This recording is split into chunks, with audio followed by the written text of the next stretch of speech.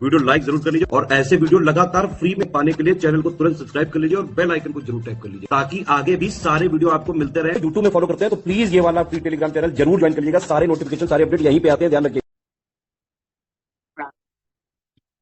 Hello everyone, welcome you all to study for civil services. और आज हम लोग नवंबर के फर्स्ट वीक के करंट अफेयर्स को स्टार्ट करने वाले हैं।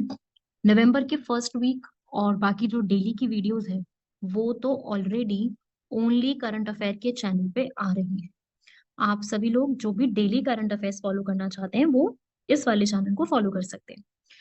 अब ये जो है ना, ये वाला वीकली है, वीक का फर्स्ट जो पूरा हफ्ता है। और अगर आपको इसकी पीडीएफ चाहिए तो ये है हमारे नंबर्स, इन नंबर्स पे आप कॉल करके पीडीएफ को भी ले सकते हैं। स्टार्ट करते हैं हम लोग हमारे फर्स्ट हफ्ते के करंट अफेयर्स को, नवंबर महीने के, जिसमें जितना जितना इंपॉर्टेंट करंट अफेयर्स होंगे उसको हम पूरी तरीके से पढ़ते जाएंगे। सबसे पहले जो हमारा करंट अफेयर आएगा वो है अभी वर्ल्ड फूड इंडिया। अभी बहुत ज्यादा ये एक कॉन्सेप्ट था जो कि न्यूज में चल रहा था, तो इससे डायरेक्टली प्रीलिम्स में हमारे क्वेश्चन बन सकते हैं कि ये वर्ल्ड फूड इंडिया क्या है ना, या फिर ऐसा आ सकता है consider the following statements with respect to world food India, और फिर आपको पूरी वहां पे इंफॉर्मेशन दी होगी। तो ये वाला आपको भी पता है, हम लोग इस साल मना रही हैं इंटरनेशनल ईयर ऑफ मिलेट्स। तो मिलेट्स के इस इंटरनेशनल ईयर को सेलिब्रेट करने के लिए ये वाला पूरा एक मेला ऑर्गेनाइज किया गया था प्रगति मैदान में 3 से 5 नवंबर के बीच में। प्रगति मैदान दिल्ली में इस पूरे को ऑर्गेनाइज किया गया था, बहुत ही सुंदर था। ये आप पिक्चर देख सकते हो इसकी। 3 से 5 प्रोसेसिंग फॉर प्रोस्पेरिटी करके इसका लोगो था, या फिर इसकी थीम थी। तो ये भी क्वेश्चन बन सकता है कि इस बार की थीम क्या है। तो थीम क्या याद रखोगे आप लोग? Processing for prosperity. ठीक है। बहुत सारी कंट्रीज यहाँ पे पार्टिसिपेट करने के लिए आई थी। इवन इंडिया के भी बहुत सारे फूड के प्रोड्यूसर्स यहाँ पे पहुंचे थे ताकि वो लोग अपना रॉयल कल्चर, अपनी ट्रेडिशंस को यहाँ पे दिखा सके। बहुत सारी जगह पर प्रगति मैदान में क्या लगाए गए थे? फूड स्ट्रीट्स, समझते हो? अलग अलग रीजन में स्ट्रीट्स पे लगा देना, वो सब कुछ किया था। ठीक है। और इस बार अच्छा, एक क्वेश्चन जो मैं आपको बहुत ज्यादा जरूरी बताना चाहती हूँ, जो कि मुझे लगता है बड़ा जरूरी है बताना। इस बार का मैस्कट क्या था? आता है ना मैस्कट क्वेश्चन में, कई बार पूछा है पहले भी। तो ये जो हमारा वर्ल्ड फूड इंडिया है इसका ऑफिशियल मैस्कट क्या है? मैस्कट है मिल इंड। मिल का मतलब मिलेट्स, आईएनडी का मतलब हमारा इंडिया। तो मिलिंड करके मैस्कट बनाया है। ठीक है। और थीम आपको बता दी है। तो ये सब आपको दिमाग में रखना है, कहाँ पे हुआ, क्या चीज है, ये क्या है वर्ल्ड फूड का। बस इतना ना, छोटी छोटी सी बातें हैं, पूछी जा सकती हैं, कहाँ पे कैसे है वो सब। अगर आप में से कोई स्टूडेंट वर्ल्ड फूड इंडिया को, मतलब वहां पे कोई गया है, अटेंड किया है इसने, इस फंक्शन को, इस पूरे सेमिनार को, एग्जीबिशन को, तो जरूर बताइएगा कमेंट बॉक्स में जिस पर्सन ने अटेंड किया होगा। बाकी करते हैं हम लोग आगे, स्टार्ट करते हैं। तो ये पहला था। अब इसमें एक इंपॉर्टेंट इन्फॉर्मेशन और क्या है, तो देखो भाई, इसमें पूरे में, पूरी इस फंक्शन में नीदरलैंड्स ने पार्टनर बनाया था और जापान के कल्चर पे काफी फोकस भी किया गया था। तो ये दो इंफॉर्मेशन जो है, वन डे एग्जाम जितने भी होते हैं जिसमें करंट अफेयर्स तो हर एक में ही आते हैं, तो वन डे एग्जाम में सीधा क्वेश्चन बन सकता है, who was the partner country of India in the world food India 2023 exhibition? तो आंसर हो जाएगा नीदरलैंड्स। इस तरीके से क्वेश्चन बन सकता है। ठीक है। चलो अगले आर्टिकल पे भी बढ़ते हैं। अब अगला आर्टिकल है हमारा बुकर प्राइज, इसे कहते हैं हम लोग। तो इस बार का ये वाला जो बुकर प्राइज है, बड़ा न्यूज में रहता है ये बुकर प्राइज। तो बुकर प्राइज किसको दिया गया है? कौन सी इंडियन बुक शॉर्टलिस्ट हुई, या इस टाइप की चीजें पूछी जाती हैं। तो बुकर प्राइज कहते हैं इसको, सीधा नाम आप याद रखेंगे, British academy book Prize for Global Understanding of her book. Book का नाम है Courting India, England, Mughal India and the Origins of Empire. तो थोड़ा हिस्ट्री को ध्यान में रखते हुए, हिस्ट्री को दिमाग में रखते हुए इस बुक को यहाँ पे लिखा गया है। ठीक है। तो उसी को यहाँ पर सिलेक्ट किया गया है। तो ये एक्चुअली में, ये बुकर प्राइज वो वाले की बात नहीं हुई जो आप जानते हैं। बुकर प्राइज तो एक ये होता है, ठीक है, शॉर्टलिस्ट हुई थी एक बुक वेस्टर्न लेन करके, वो अलग है, वो मैं आपको पहले भी कवर करवा चुकी हूँ। ये वाली जो है ये थोड़ा सा डिफरेंस इसमें है।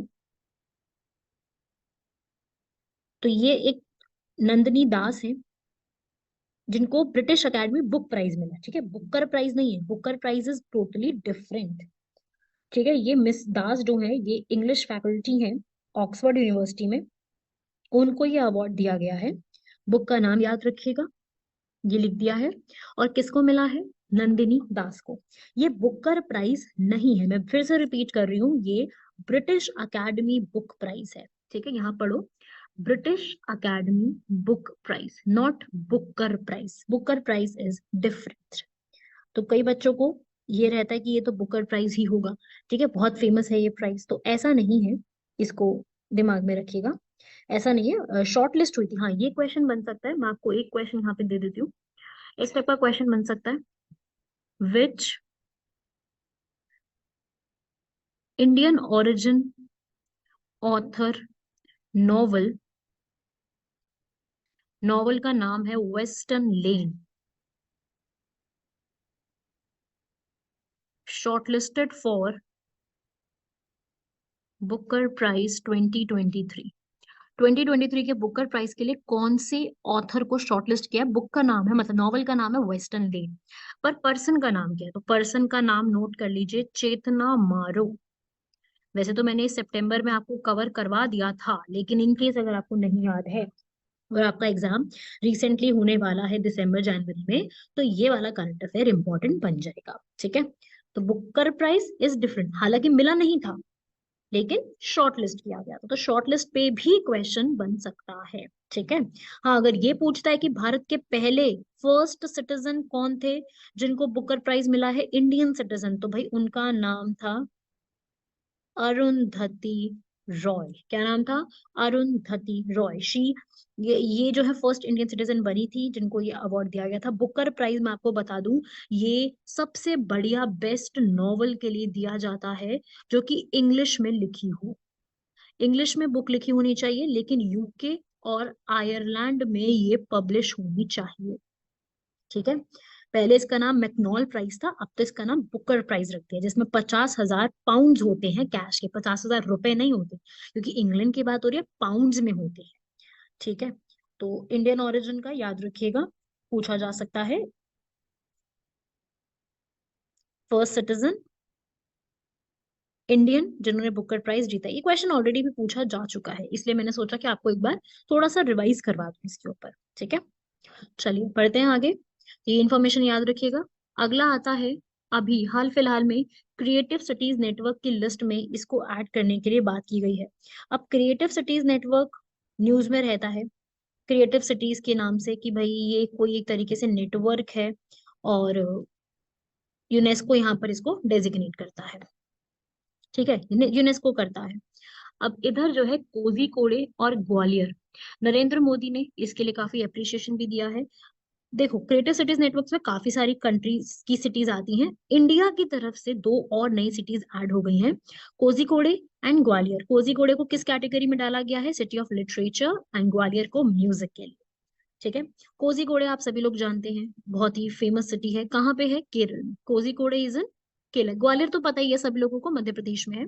तो वहाँ पे कल्चरल हब है, वहाँ पे बहुत ज्यादा ना ये लिटरेसी के ऊपर, वहाँ पे 500 से ज्यादा लाइब्रेरीज हैं, वहाँ पे कल्चर इतना ज्यादा है ना रीडिंग को लेकर के, और साथ ही साथ लोगों का बहुत ज्यादा रहता है कि वो मतलब वहाँ पे ना राइटिंग रीडिंग को लेके काफी ज्यादा लोगों में अंदर ना एक भावना है कि we want to study, we want to be like writer. और काफी सारे राइटर्स इंडिया को वहां से मिले भी हैं, स्कॉलर्स भी बहुत सारे मिले हैं, वहाँ का मलयालम कल्चर लिटरेचर वहाँ का काफी फेमस है। वही अगर मैं बात करूं ग्वालियर की, जो कि सिटी ऑफ म्यूजिक के नाम से डेजिग्नेट किया गया है, तो ये सिटी ऑफ म्यूजिक जो है, जैसे वाराणसी था, मतलब वाराणसी तो है, वाराणसी को भी क्रिएटिव सिटीज में इंक्लूड किया गया था 2015 में, उसी के फुटस्टेप्स को फॉलो करते हुए ग्वालियर को भी इंक्लूड कर दिया गया। वही जगह पे जहाँ पे तानसेन का जन्म हुआ था। तानसेन सभी लोग जानते हैं, नवरत्नों में से एक है अकबर के। वहां पे ग्वालियर का घराना भी है, जो कि हिंदुस्तान के क्लासिकल म्यूजिक के लिए हब माना जाता है। तो वहां पर ग्वालियर में हर साल एक तानसेन संगीत समारोह भी होता है, जहाँ पे म्यूजिकल ट्रेडिशन को ब्यूटीफुल तरीके से दिखाया जाता है। तो इंडिया की ये सिटीज इंक्लूड कर दी गई हैं। हमारे से एग्जाम में सीधा क्वेश्चन बन सकता है इन सिटीज के ऊपर, राइट। तो ये जो सिटीज मैं आपको बता चुकी हूँ, इनके बारे में कुछ कुछ इन्फॉर्मेशन ले लेंगे, क्योंकि क्वेश्चन तो कहीं से भी बन सकता है ना, क्वेश्चन तो कहीं से भी आएगा। तो जैसे एक सिटी है कोझिकोडे, पहले हम कोझिकोडे के बारे में थोड़ा सा देखते हैं। पहले इसका नाम कैलीकट था। कैलीकट से कुछ याद आया? वास्को डिगामा आए थे यहाँ पर, याद आया कुछ? वास्को डिगामा आए थे इस तरफ, वो इसमें वही जगह है ये। केरला में लोकेटेड है। यहाँ पे मलयालम लैंग्वेज सबसे ज्यादा बोली जाती है। और इस कैलीकट की पूरी किंगडम हुआ करती थी, वो मैंने आपको बताया हुआ है, ठीक है। कैलीकट और ये वास्को डिगामा यहाँ पे आए थे, इन्होंने पोर्चुगीज की फैक्ट्री लगाई थी कैलीकट में, पोर्चुगीज ने अपनी लगाई थी, ठीक है। तो वास्को डिगामा भी याद रखिएगा, जो कि इंडिया में इस जगह पे 20 मई 1948 में आए थे। पहली जगह ही यही थी जहां पर ये आए थे, है ना। तो इस तरीके से ये भी आप दिमाग में रखिएगा। बाकी जो ये भी, इन्होंने भी, मतलब इस सिटी के लिए एक पर्सन और भी है, इब्न बतूता। इनका भी नाम आपने सुना होगा। ये पर्सन जो है, ये भी जो इंडिया में काफी बार आए हैं, इन्होंने भी कोझिकोडे को बोला है one of the great ports of Malabar. Malabar का मतलब है यहाँ पर केरल से, ठीक है। तो ये याद रखिएगा, इस तरीके की इंफॉर्मेशन भी पूछी जाती है। तो कोझिकोडे और कैलीकट यस सेम है। पुराना नाम या इंग्लिश नेम था इसका कैलीकट, बाद में इसका नाम कोझिकोडे पड़ दिया, ठीक है। और वही मैं बात करूं ग्वालियर की, तो ग्वालियर सिटी के बारे में भी थोड़ी सी इंपॉर्टेंट फैक्ट्स को देख लेते हैं कि क्या क्या चीजें हमें पता होनी चाहिए ग्वालियर के बारे में। ग्वालियर, ग्वालियर फोर्ट के लिए बहुत ज्यादा फेमस है। ग्वालियर एक ऐसी जगह है जो कि मध्य प्रदेश में लोकेटेड है, बिल्कुल सेंटर में लोकेटेड है। और ये प्लेस में काफी सारी प्लेसेस हैं जो कि हम घूम सकते हैं। इसकी ज्योग्राफी की मैं स्पेशली बात करूँ तो यहाँ पर एक डैम सिचुएटेड है ग्वालियर के अंदर, नाम याद रखिएगा, टिगड़ा डैम। डैम का नाम इंपॉर्टेंट है, टिगड़ा डैम, ठीक है। नदी कौन सी है, कौन सी नदी को नदी पे बनाया गया? सांक नदी। सांक सिंपल से एक नाम याद कर लो, और कुछ नहीं है। यहाँ पे काफी सारे पार्क्स, गार्डन, फोर्ट्स, काफी सारे सिचुएशन आपको देखने को मिलेंगे, राइट। आर्किटेक्चर बहुत सुंदर है ग्वालियर फोर्ट का। ग्वालियर फोर्ट काफी ज्यादा फेमस है, तोमर डायनेस्टी ने बनवाया था। बाकी इसको राम मान सिंह तोमर ने आगे इसको बेटर भी करवाया था। और बहुत सारे केव्स, काफी सारी आपको देखने को मिलेंगी, काफी सारे मंदिर देखने को मिलेंगे।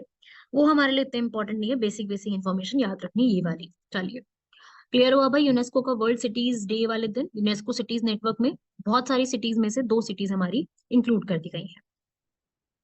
अगला आता है प्रधानमंत्री की मातृ वंदना योजना, जिसमें उन्होंने जो ये पूरा मातृ वंदना योजना स्टार्ट हुई है, ये इंपॉर्टेंट है बहुत। प्रधानमंत्री मातृ वंदना योजना, ये पूरी की पूरी योजना में अप्लाई भी कर सकते हैं जो भी इसके लिए एलिजिबल है। अब होता क्या है कि इस पूरी स्कीम में महिला को लाभ मिलता है, जिसमें केवल पहले बच्चे के जन्म के आधार पर मिलता है। ये एक इंपॉर्टेंट बात है, ठीक है। फर्स्ट ये पूछा जा सकता है, आपकी इसमें जो उम्र है 18 से कम कोई भी फीमेल है उसको ये बेनिफिट नहीं मिलेगा, क्योंकि 18 के बाद ही ये आप अप्लाई कर सकते हो। साथ ही साथ इसमें क्या है कि ये एक जो भी यहाँ पर माता है, यहाँ पर महिला, वो इस पे अप्लाई कर सकती है। अभी इसमें क्या हुआ है, इसमें सरकार ने जो ये पूरी ऐप है उसमें फेशियल ऑथेंटिकेशन बना दिया ताकि इजी हो जाए। आप फेस के थ्रू इसमें लॉग इन कर सकते हो। लॉग इन करने का जो पूरा तरीका होता है वो फेस के थ्रू किया जा सकता है, ठीक है। तो ये जो पीएम मातृ वंदना मेटर्निटी बेनिफिट प्रोग्राम है, और इसमें 5,000 रुपए का कैश जो है 3 इंस्टॉलमेंट्स में विमेन के जो है अकाउंट में मिल जाता है। टाइम ऑफ प्रेगनेंसी पे 1,000 रुपए, फिर उसके बाद 2,000, फिर उसके बाद ऐसे करते करते पूरा ये दिया जाता है। 5,000 रुपए 3 इंस्टॉलमेंट में प्रोवाइड किए जाते हैं। तो ये दिमाग में रखिएगा, सारी प्रेग्नेंट वुमेन के लिए ये एक बेनिफिट दिया गया। तो इसके ऊपर काफी बात करी, इसकी मोबाइल ऐप लॉन्च हुई है, इसमें नए नए फीचर्स आए हैं। तो मैंने सोचा कि इसमें आपको थोड़ा सा एक्सप्लेन कर दिया जाए कि इस फीचर में क्या नई बातें इंक्लूड की गई हैं।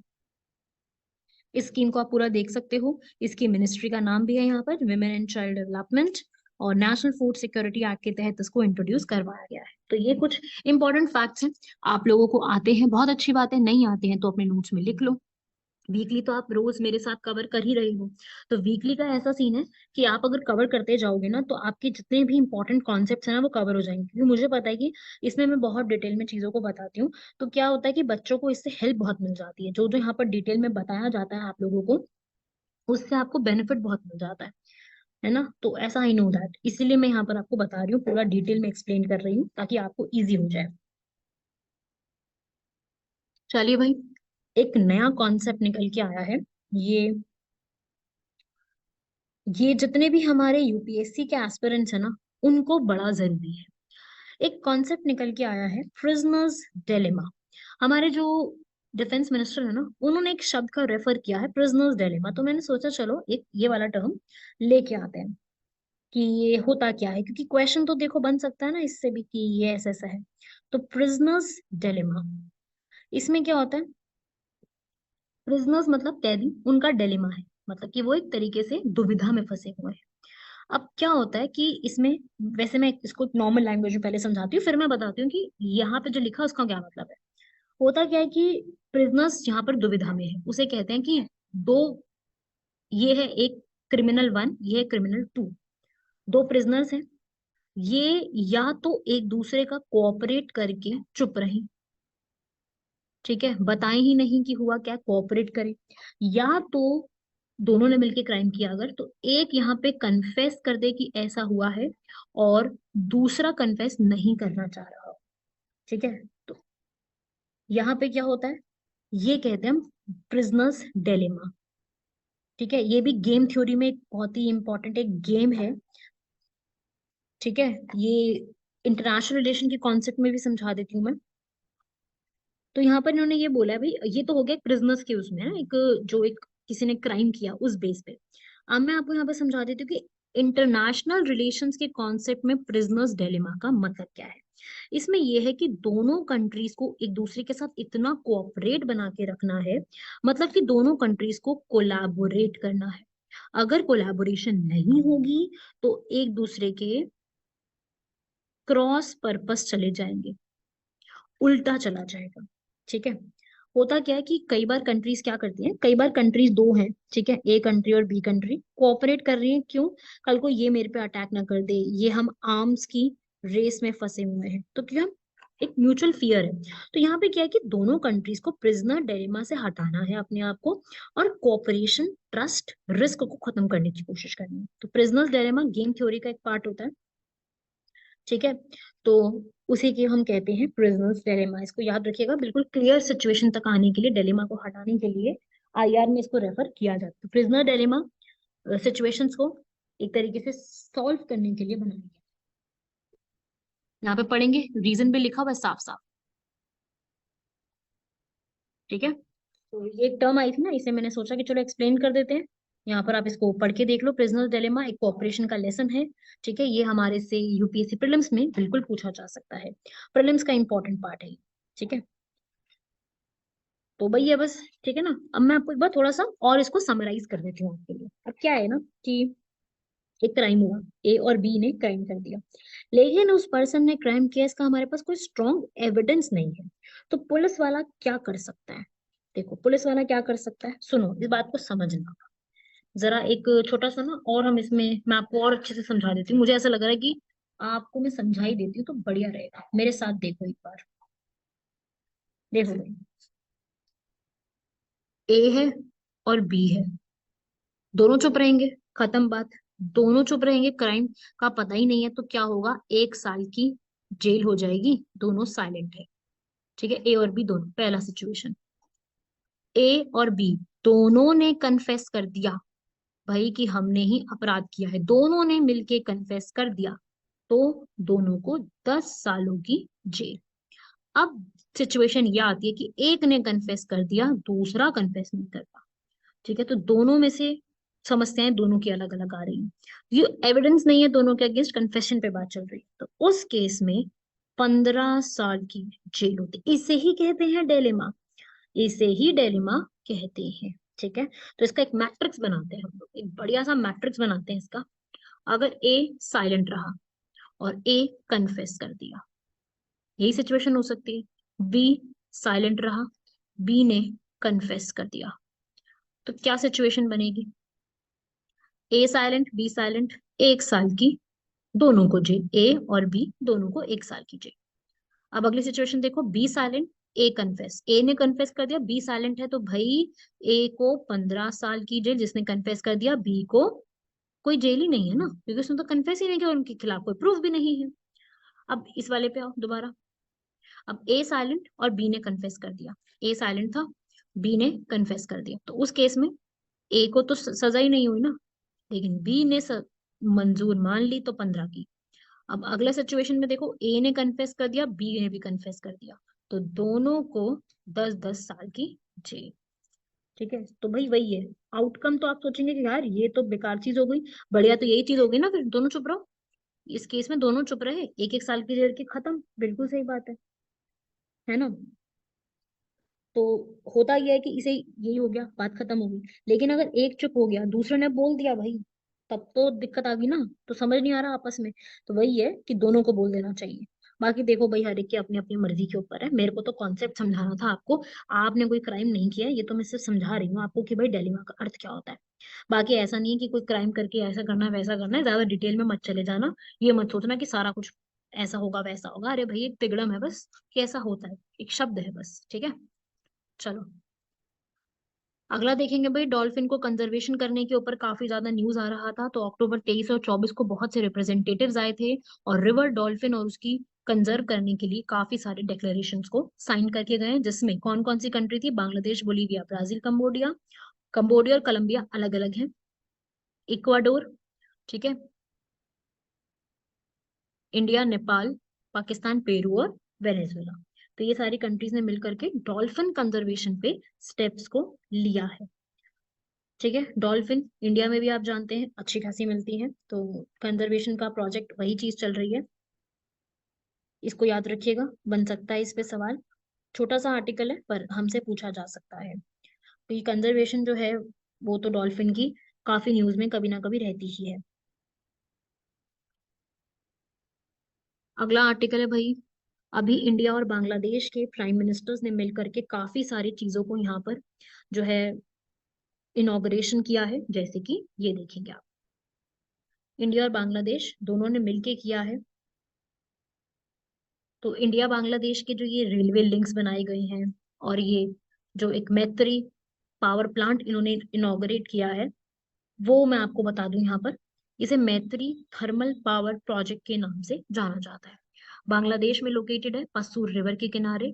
इसको इंडिया काफी सारा फंड कर रही है, हमारे भारत की BHEL और बांग्लादेश की बांग्लादेश पावर डेवलपमेंट बोर्ड इसको मिलकर बना रही है। तो मैत्री सुपर थर्मल पावर प्रोजेक्ट ये इंपॉर्टेंट है, रिवर बड़ी इंपॉर्टेंट है, पसूर नदी सुंदरबन से करीब 14 किलोमीटर की दूरी पर है। Cost $2 billion. ठीक है, तो ये स्टेप अभी ले लिया गया है। साथ ही साथ एक और रेलवे लिंक का भी यहाँ पर तैयारी हो चुकी है, जिसका नाम है अगरतला अखुआरा रेलवे लिंक, ये रहा। ठीक है, कॉस्ट आप पढ़ सकते हो, अगरतला से होते हुए अखुआरा तक। ठीक है, अगरतला से अखुआरा तक, और उससे क्या होगा कि आगे जो है ना, पुरानी रेलवे लाइन तो है ही, कलकत्ता से होते हुए ढाका तक तो है ही, अब ढाका, अखुआरा और अगरतला कनेक्ट हो जाएगी, तो बहुत आसान हो जाएगा कनेक्शन होना।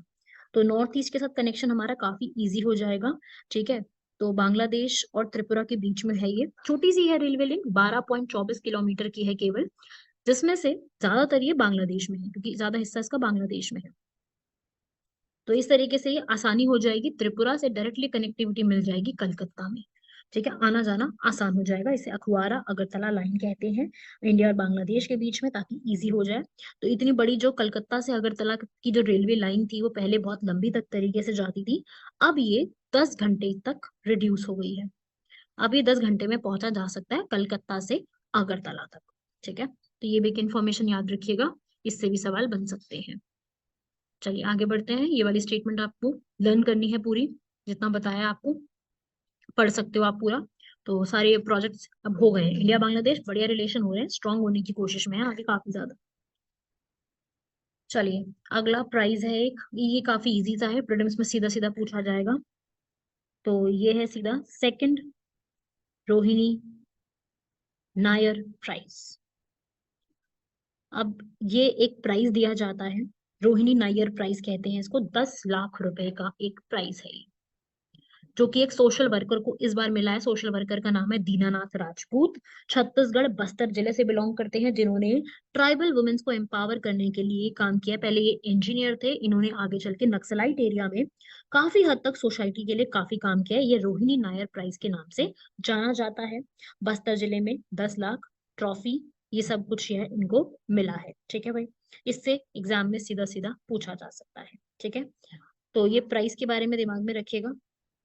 ये रोहिणी नायर प्राइज इसीलिए ही दिया जाता है, ताकि एक आपने अगर कुछ भी बढ़िया काम किया है ना, तो उसको आपको रिप्रेजेंट करने के लिए, आपके इस वर्क को अपलॉड करने के लिए ये पूरा एक प्राइज दिया जाता है। इन्होंने एफपीओ बनाया, फार्मर्स प्रोड्यूसर्स ऑर्गेनाइजेशन, ताकि फार्मर्स भी वहां पर अपने स्टोरेज वगैरह को रख सके। ठीक है, याद हो जाएगा। सीधी इन्फॉर्मेशन, कुछ नहीं है इसमें, डायरेक्टली इन्फॉर्मेशन याद रखनी की ऐसा ऐसा है, बस इतनी सी इन्फॉर्मेशन याद रखनी है। अगला आता है, सीड की असिस्टेंस दी है हमारे प्रधानमंत्री ने। 380 करोड़ यहाँ पर पैसे सैंक्शन किए हैं सीड्स की असिस्टेंस के लिए, जिसे कहते हैं सीड कैपिटल। सीड कैपिटल वो वाली बीच वाली नहीं है, इसका मतलब होता है कि आपको स्टार्टअप में जाने के लिए जो एक बीज बोना होता है ना, सीड देना होता है, उसे कहते हैं स्टार्टअप। तो ये स्टार्टअप के लिए सीड कैपिटल एक तरीके के पैसा देना होगा, जिसमें वो बेटर तरीके से अपना स्टार्टअप को स्टार्ट कर सके। उसके लिए 380 करोड़ रुपए यहाँ पे दिए गए हैं, ताकि स्टार्टअप्स को यहाँ पर प्रोडक्ट के लिए प्रोटोटाइप बनाना है, तो उस कैपिटल को बोलते हैं हम इनिशियल कैपिटल। होती है ना सीड कैपिटल, जिसमें आप एक तरीके से बीज बो रही हो अपने स्टार्टअप के लिए। ठीक है, 1 लाख से ज्यादा सेल्फ हेल्प ग्रुप्स को ये दिया गया। तो सीड कैपिटल इंपॉर्टेंट थी, वो मुझे समझाना था आपको, और कुछ नहीं। ठीक है, बस एक वही समझाना था कि एंटरप्रेन्योर को बिजनेस स्टार्ट करने के लिए सीड कैपिटल चाहिए होती है, चाहे वो फैमिली से आए, चाहे वो आप कोई लोन लेके करो, चाहे फ्रेंड से लो, कोई इन्वेस्टर्स के थ्रू करो, चाहे सरकार दे, है वो seed capital, initial capital while you are using to start your business, that is known as seed capital. चलिए भाई, आज के हमारे क्वेश्चंस को देख लेते हैं। मेन मेन आर्टिकल्स हमने कंप्लीट करे, 2 आर्टिकल्स और कंप्लीट करेंगे with the help of questions, जिसमें है इन्फ्यूज मिशन। इन्फ्यूज मिशन यहाँ पर किसके लिए स्टार्ट किया गया है? असल में ये नासा ने स्टार्ट किया है।